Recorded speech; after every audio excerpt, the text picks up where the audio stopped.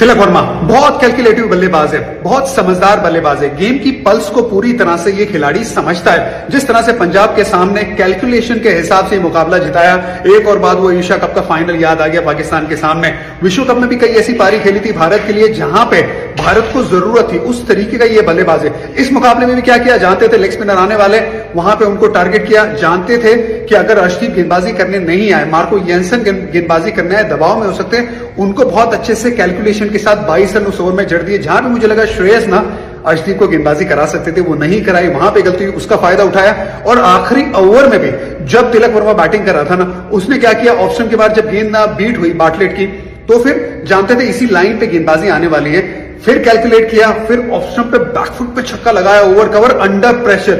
ये मुश्किल काम है, ये मुश्किल काम तिलक वर्मा ने बहुत आसानी से किया। तो वेरी वेल डन जिस तरह से बल्लेबाजी की। जसप्रीत बुमराह की कप्तानी भी बड़ी पसंद आई। उसका रीजन ये है कि जसप्रीत बुमराह ने जब विकेट निकाली, शार्दुल ठाकुर ने एक ओवर में 2 विकेट निकाली थी, अगला ओवर किसे दिया, राज अंगद बावा को, उस खिलाड़ी को जिसने बेंगलुरु के सामने आखिरी ओवर डाली थी। वो रन चले गए थे अनफॉर्चुनेटली, लेकिन उसे बैक किया। यही तो होती है ना भाई कप्तानी की। अगर यंग लड़का है ना, आप यंग लड़के को लेके आओ जब दबाव नहीं हो। 2 विकेट गिरी थी, अगली ओवर में लेके आए, उनको भी विकेट मिली और वो उनकी एक ओवर निकालना चाहते थे। स्मार्ट कैप्टनसी, बहुत बढ़िया। और आपको लुकआउट भी करना है यंग खिलाड़ी के लिए, तो जिस बुमराह खुद गेंदबाज है, खुद समझते हैं और बहुत बढ़िया तरीके से टीम को चलाया।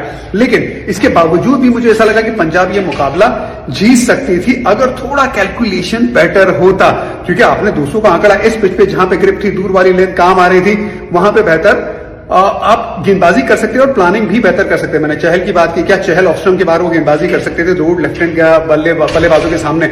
वहीं पे क्या अपने छठे गेंदबाज का इस्तेमाल श्रेयस अय्यर कर सकते थे। श्रेयांश शेडगे और शशांक सिंह ये दोनों ही गेंदबाजी कर सकते हैं। क्या उनका इस्तेमाल एक ओवर के लिए बीच में जब थोड़ा सा मोमेंटम आपको मिला है, जब विकेट गिरी तब कर सकते थे।